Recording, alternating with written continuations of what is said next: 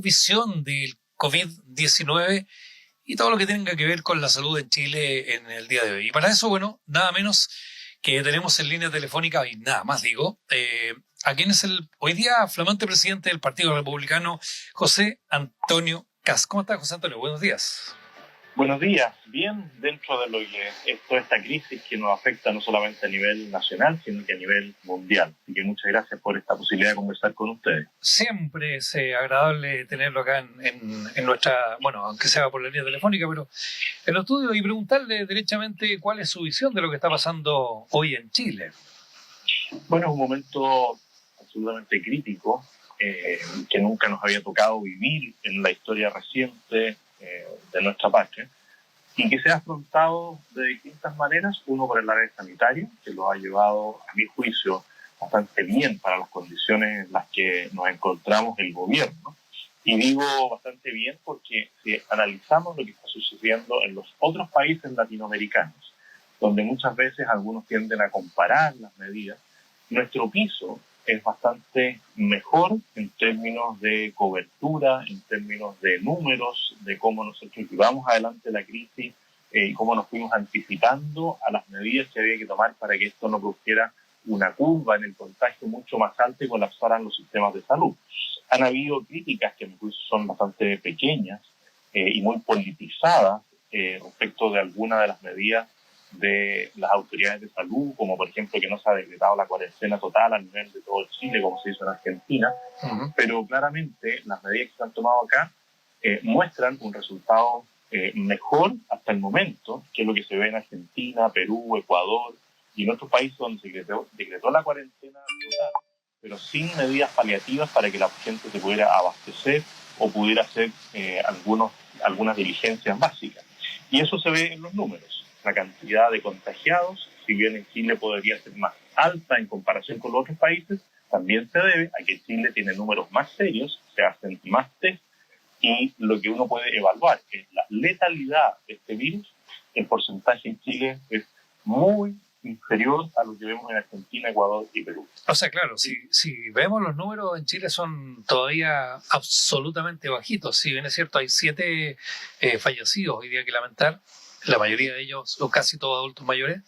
En Argentina es bastante distinto. Y además no hay certeza de las estadísticas que están en los otros países, porque nosotros tenemos un sistema de estadísticas, de control o de mirada sobre nuestra población absolutamente distinto, y aquí se empiezan a valorar cosas como el control de niños sanos, los planes de vacunación, la infraestructura en consultorio, en postas rurales. Y claro, uno siempre puede decir, debiera ser más, pero cuando uno tiene recursos limitados, y Chile siempre ha sido el país más pobre en comparación en recursos naturales con los otros, pero mucho mejor administrados, bueno, uno ahí puede comparar y evaluar lo que es la situación nacional. Y por otro lado están las medidas de corte económico, que tienen que ir a la par con las medidas de sanidad, porque nosotros tenemos que velar porque la economía, porque las fuentes laborales sigan siendo posibles a pesar de la crisis total. Vemos cómo aquí se han lanzado o planteado una serie de medidas económicas para fortalecer el empleo, para cuidar el empleo, para darle algún grado de liquidez a las pymes y para apoyar los ingresos de las familias. Y lo que no vemos todavía es el compromiso total del sector político de oposición al gobierno de comprometerse en estas medidas, porque ellos han mirado esto más desde el punto de vista político que de salubridad y económico. Y como punto de vista político, claro, nada les parece suficiente, todo se está haciendo mal, y esa actitud tiene que cambiar de manera radical. Porque vemos el expresidente del Senado, el senador Quintana, cómo critica y trata de excusarse por haber votado en contra de las medidas que sirven para paliar la cesantía en momentos críticos. Pero no dice nada de que en el Congreso se aumentaron el número de parlamentarios, senadores y diputados, y que eso en 4 años tiene un costo aproximado de 60.000 de 60 millones de dólares, que son 48.000 millones de pesos. Son muchos recursos. No dice nada, por ejemplo, de la prórroga del plebiscito para octubre, cuando estemos en plena crisis y que superamos la crisis sanitaria, vamos a estar en plena crisis social y económica y no vamos a estar en condiciones de gastarnos 30 millones de pesos en una consulta que va a terminar en una especie, si se aprueba, en una especie de nuevo Congreso, y en vez de tener solamente estos 50 parlamentarios más, vamos a tener 200 adicionales a los que tenemos hoy día, con un costo económico muy grande, sí, claro, en relación con la situación social y económica que hemos vivido. Ahí falta un gesto, ¿no es cierto?, de parte del Congreso y de parte en general de los senadores y diputados de hacer su contribución, ¿no es cierto? Bueno, se ha discutido mucho y ya se había avanzado en el tema de la rebaja de las dietas de las altas autoridades y de los parlamentarios. El ministro de Hacienda dio una señal de rebajarse él el 30% de su ingreso, y ahora falta que se concrete la ley donde los parlamentarios asumen la rebaja de sus ingresos y también asumen que las personas no quieren más parlamentarios, sino que quieren soluciones efectivas. Por lo tanto, debería avanzar también la ley que rebaja el número de parlamentarios a lo que teníamos antes, al menos, ojalá fueran menos aún, y que esos recursos se destinen al gasto social. Nosotros lo hemos planteado desde hace muchos años, desde el Partido Republicano y antes yo como candidato presidencial, que lo que debemos hacer es cortar el gasto político y aumentar el gasto social. Cosa que en una crisis como esta se evidencia lo importante que es tener recursos disponibles para temas sociales, incluido dentro de lo social, lo público, lo que es educación, salud, seguridad, etcétera, y disminuir el gasto político. Las crisis sí sirven, y de aquí podemos sacar cosas positivas, por ejemplo, para mejorar todo lo que es la telemedicina. Podemos mejorar todo lo que es el teletrabajo. Si la oposición no se hubiese puesto en una posición de negarle todo al gobierno, el teletrabajo hoy día estaría mucho mejor regulado y no habría salido a la fuerza con la crisis, sino que nosotros lo podríamos haber conducido a través de una nueva legislación moderna y adecuada a los tiempos, claro, para que esto se hubiese dado de mejor manera. Obviamente hay que hacer algunos cambios y algunas mejoras en la infraestructura de comunicaciones del país, porque hay zonas, por ejemplo, y hablo en propiedad acá en la zona de Villarrica-Pucón, el centro de Villarrica, el centro de Pucón tiene muy buena conectividad a través de fibra óptica, pero por ejemplo las zonas rurales acá no las tienen. Entonces tal vez habría que pensar en mejorar eso también a corto plazo. Eso va a la par de cuando uno va modernizando las normas, porque si no existe el teletrabajo, bueno, van a haber menos personas en lugares rurales que estén demandando una buena calidad de señal. Si usted, por el contrario, aumenta la teleeducación, el teletrabajo, la telemedicina, las mismas personas que hoy día o las mismas empresas que proveen los servicios van a decir, mira, allí hay más demanda, por lo tanto yo tengo que instalarle una mayor potencia. O el Estado va a decirle, mire, ahora yo no solamente le voy a concesionar a usted, empresa A, sino que voy a hacer la empresa A y la empresa B tengan cobertura por ambas partes, por el mismo lugar, para que mejore la calidad del servicio. Eso se da en la medida que usted va avanzando, porque se dice, la necesidad genera el órgano. Exacto. Y eso es algo que ahora se puede dar. Lo mismo, por ejemplo, en el pronto pago. Nosotros fuimos, no contrario, pero sí levantamos la voz para denunciar que la ley que señalaba que ahora las empresas en 2 años más iban a recibir el pago a 30 días, era una ilusión y era una ley que no iba a cumplir el objetivo. Porque claramente cuando yo soy un proveedor pequeño de alguien grande, si voy a cobrarle los 30 días con la ley en mano, la persona me puede decir, mire, no tengo liquidez, no tengo caja para pagarle, así que me puede esperar 15 días, y yo le voy a insistir, no, la ley dice que 30, así que paguemos hoy día. Claro. La persona le va a decir, muy bien, le pago hoy día, pero mire, ya no le voy a hacer ningún encargo a futuro, porque la verdad es que tengo otros proveedores. ¿Y qué ocurre hoy día? El Estado, para darle liquidez a las pymes y a sus proveedores, dice, yo de ahora para adelante voy a pagar a 30 días. Y eso es una buena noticia. Y lo mismo es una buena noticia que se pueda ir modificando el sistema de indemnización por años de servicio. Y esa indemnización se pueda, en una parte, ir pagando mes a mes. Porque, ¿qué sucede? Las empresas medianas y grandes, que tienen 50, 100 colaboradores, se quiebran, muchas veces no tienen la liquidez para pagar las indemnizaciones de sus funcionarios. Si esa empresa, por el contrario, hubiese ido pagando mes a mes parte de la indemnización, aunque quiebre, el trabajador va a tener garantizado su indemnización por años de servicio porque fue siendo abonada en su cuenta personal mes a mes. Claro. Son cosas que antes no se podían hacer por la oposición de la CUT, de la ANEF y de otras instituciones, pero que hoy día se ven como algo, como lo que nosotros planteamos, de sentido común, que evita muchos riesgos a futuro. Y que dentro de todo lo malo, nosotros podemos ver que algunas cosas, por la fuerza de la crisis, van a salir adelante más rápido de lo que esperábamos. Así es. Retomando el tema del coronavirus o el COVID-19 también, mucho se ha hablado del tema de fijación de precios. ¿Cuál es su posición frente a esa postura? Bueno, en países como Argentina, Ecuador, Perú, donde la presencia del Estado es muy grande, la tentación de fijar los precios es infinita y es una medida que finalmente termina siendo absolutamente populista, porque las autoridades tratan de mostrarse frente a la ciudadanía con una preocupación real y efectiva que finalmente no tienen. Porque si la preocupación real y efectiva de las autoridades fuera mejorar la calidad de vida, bueno, pidámosle a los senadores y a los diputados que rebajen sus dietas, que rebajen el número de parlamentarios, que aprueben las políticas económicas que el gobierno en un momento de crisis les está solicitando porque sabe cuántos recursos tiene.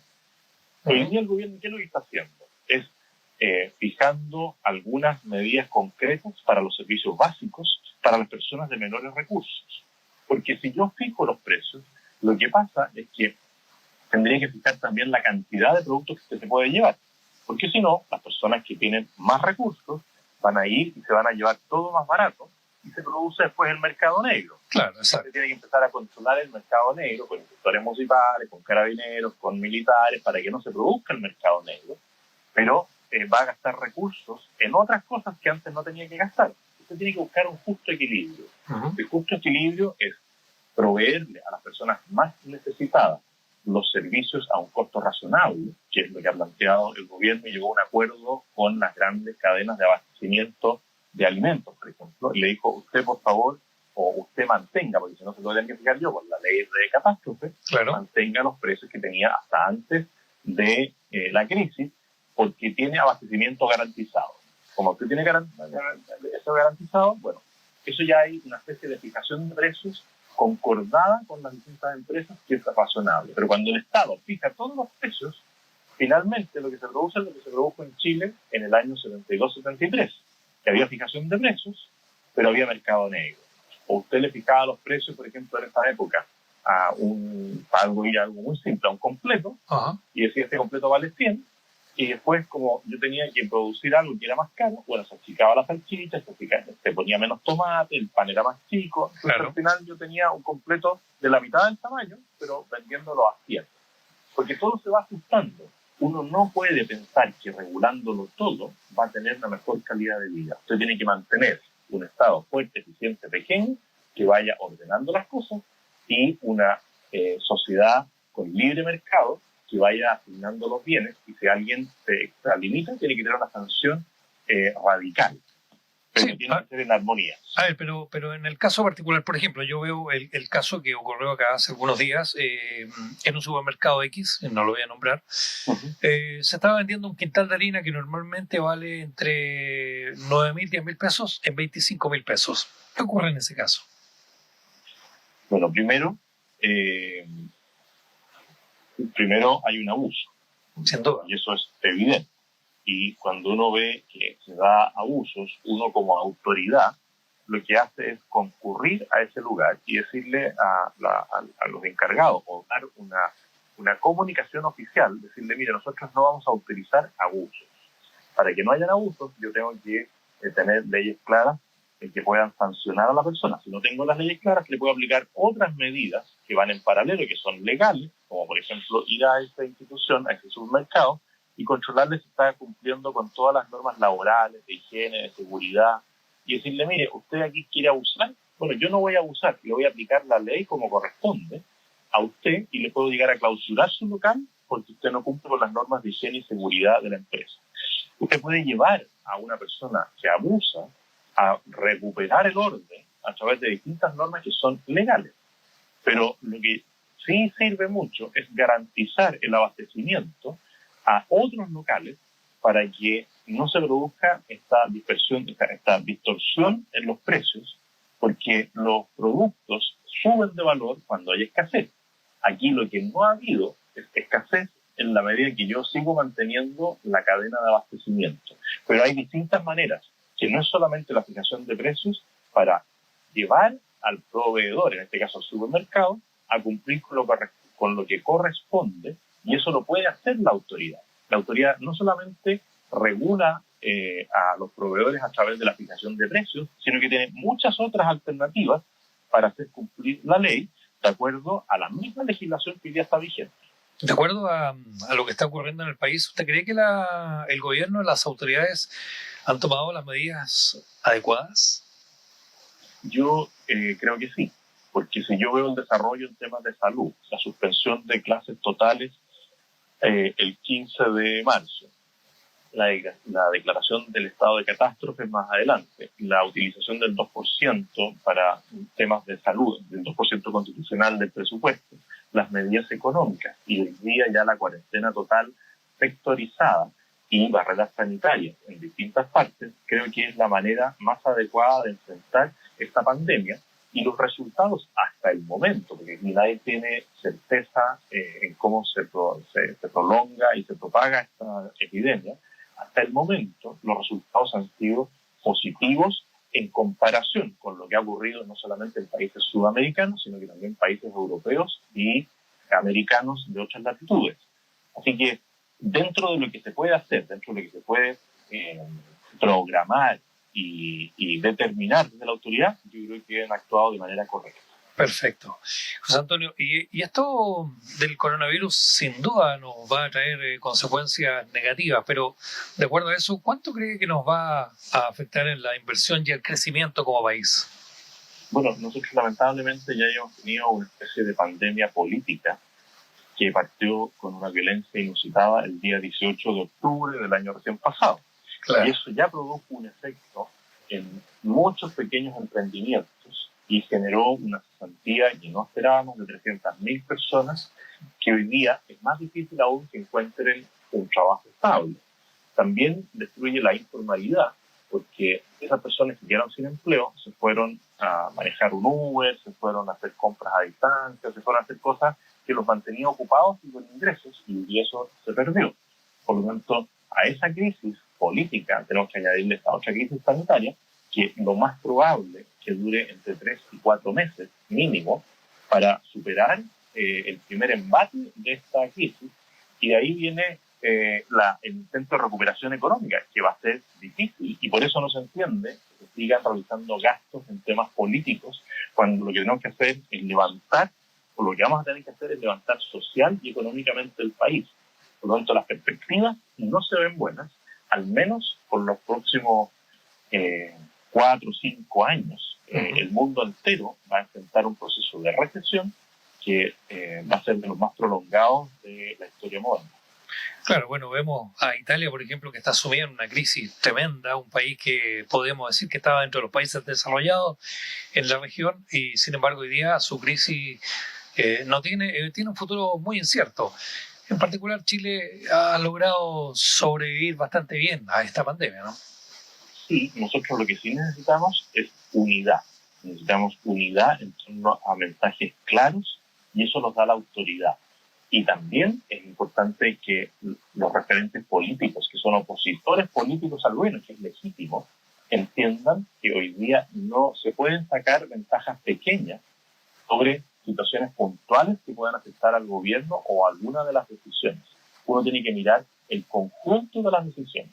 Y si yo dentro del conjunto discrepo con una o con dos, bueno, lo hago presente, pero no puedo boicotearle todas las iniciativas a la autoridad que además, en números, ha demostrado que está llevando bien la situación en comparación con lo que son otros países, como usted bien dice, Italia, España, Francia, lo que está ocurriendo en Inglaterra o en Estados Unidos, lo que está ocurriendo en México, en Brasil. Bueno, son ejemplos claros que gobiernos de distinto color político no han sabido llevar de manera ordenada y prudente el tema de la epidemia. Cuando comenzamos a hacer la entrevista, te habló respecto al tema del plebiscito, ¿no? Que se postergó para fin de año, prácticamente para octubre, lo que tendría un costo de al menos 25.000 millones de pesos, que es lo que se presume, ¿no? ¿No? Sí, perdón. Sí, dígame, hermano. ¿Ahí hay un ejemplo de falta de conexión de los políticos con la ciudadanía? Total, porque nosotros lo que planteábamos era que se suspendía el plebiscito, no quedara con una fecha fija, sino que sujeto a el decreto sanitario que dijera hemos superado la crisis del coronavirus. Eso era razonable. Pero lo que no es razonable es que fecha fija, dejar destinados recursos, porque los recursos se empiezan a gastar. Si para este del 26 de abril ya parte de los 25.000 millones de pesos que se habían asignado ya se habían gastado, y a un ritmo de 200 millones diarios se gasta, si usted fija el monto total y lo divide por los días que restan o restaban para el plebiscito del 26 de abril, bueno, usted empieza a gastar porque empieza a imprimir las cédulas de votación, empieza a ver toda la situación logística, los recursos empiezan a gastarse desde el minuto en que se aprueba la ley hasta el momento del acto electoral. Pero más grave aún, es decir, que vamos a hacer un acto electoral en 6 meses más, cuando todavía no tengamos certeza de haber superado la crisis sanitaria, y si hubiésemos una crisis sanitaria, cuando tengamos enfrente nuestro una crisis social de envergaduras mayores. Y ahí, ¿qué nos van a decir los diputados? Bueno, lo vamos a ver de nuevo 2 días enteros discutiendo si se hace o no se hace el plebiscito, con costo a todos nosotros. Pero además, si se hace este plebiscito y gana el apruebo, los constituyentes o los asambleístas se van a elegir en abril del próximo año y se van a constituir en junio del próximo año. Y lo increíble es que en noviembre del próximo año, un par de meses después, tenemos que elegir a todos los diputados de nuevo. Entonces vamos a tener durante el año 2021 y el 2022 funcionando en paralelo 2 congresos. Es decir, 400 legisladores en vez de los 200 actuales van a estar solamente legislando. Eso va a generar una indignación ciudadana de grandes proporciones que todavía no han sido capaces de dimensionar. Aquellos parlamentarios que no tuvieron la valentía de votar en contra el día martes recién pasado de esa propuesta que no tiene ningún sentido común. Perfecto. José Antonio Cat, ¿cómo va respecto al Partido Republicano la recolección de firmas? Bueno, hemos tenido que también adaptarnos a la crisis. Nosotros desde el día 13 de marzo dejamos de convocar a personas a realizar actos públicos, a reunirse o a ir a las notarías a firmar por el riesgo del coronavirus, a diferencia de lo que hicieron otras entidades políticas y gremiales, como por ejemplo el Colegio Médico, que invitó a marchar el día 8 de marzo, sabiendo, para el Día de la Mujer, sabiendo que ya el riesgo de contagio era muy alto. Sí, pues había ya noticias al respecto. Claro, y nosotros lo que hemos hecho es irnos al ámbito virtual. Hoy día se puede obtener la clave única a distancia desde el registro civil a través de una aplicación. Buena acotación. ¿Es seguro hacerlo a través de la plataforma? Sí, es bastante seguro. Recuerde que uno saca o uno puede cambiar las claves del banco y otras claves más a través de las redes sociales. Y el registro civil ahora implementó esta condición que no solamente nos sirve a nosotros como partido político de formación, sino que sirve para hacer más de 200 trámites en línea que le evitan concurrir a los servicios públicos y correr el riesgo del contagio. Entonces nosotros lo que hemos hecho es solicitarle a las personas que creen en nuestro proyecto, al Partido Republicano, que teniendo su clave única o obteniéndola ahora de manera remota, puedan ingresar a la página del cerdel.cl, desplegar la ficha de los partidos de formación y ahí con su RUT ingresar a Partido de Formación, Partido Republicano de Chile, inscribirse como militante, y eso nos va a ayudar mucho para en cualquier acto electoral futuro poder tener apoderados de mesa que ayuden a controlar la transparencia electoral y también, en caso que sea necesario, presentar candidatos que se atrevan a decir las cosas por su nombre. Así que en esta línea estamos ahora trabajando y esperando que la gente nos acompañe en ese desafío. Perfecto. Para cerrar, la última pregunta. ¿Qué opina del cierre de los accesos a las ciudades? ¿Está de acuerdo? Bueno, hay distintas modalidades de control. Uno es la cuarentena total, que hoy día rige en cerca de 10 comunas. Hoy día a la noche entra en cuarentena total Osorno, y bueno, cuál es la otra región, pero ya ustedes también tuvieron cierre de ingreso a Padre Las Casas y a... Bueno, eso está activo, absolutamente. Está activo, claro. Y lo que se hace en los cierres de las ciudades son controles sanitarios para evitar que personas, uno, que no tengan nada que hacer, estén circulando, y dos, que las personas que tengan algún síntoma sean derivadas a los centros hospitalarios. Son medidas previas a la cuarentena total. Generalmente lo que se hace es ver cuánta es la cantidad de contagios en cantidad de personas en una localidad determinada, y si eso pasa a un parámetro objetivo establecido por las autoridades, se decreta primero la barrera sanitaria. Posteriormente se decretó en todo Chile el toque de queda desde las 10 hasta las 5 de la mañana, y posteriormente se decreta el toque de queda o la cuarentena en toda la comuna, permitiéndole a las personas, a través de un salvoconducto, poder hacer las compras necesarias para su hogar, ir al médico, o si alguien trabaja en alguna de las instituciones que hoy día prestan servicio y que son fundamentales, y a todos ellos hay que reconocerles el servicio que prestan, partiendo con las personas que retiran la basura en cada una de nuestras comunas, pasando por la enfermera, los médicos, es la medida adecuada. Es la barrera sanitaria, toque de queda nocturno, cierre de comunas, acceso a comunas, y después cuarentena total. Es lo que ha sido hasta el momento lo más eficiente que se ha podido realizar.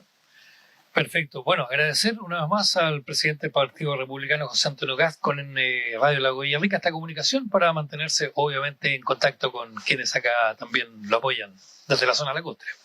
Muchas gracias, y gracias por el compromiso con la información hacia la ciudadanía. Mientras estaba esperando, escuché ahí la publicidad o la información de cómo esto pasa por la responsabilidad personal de cada uno.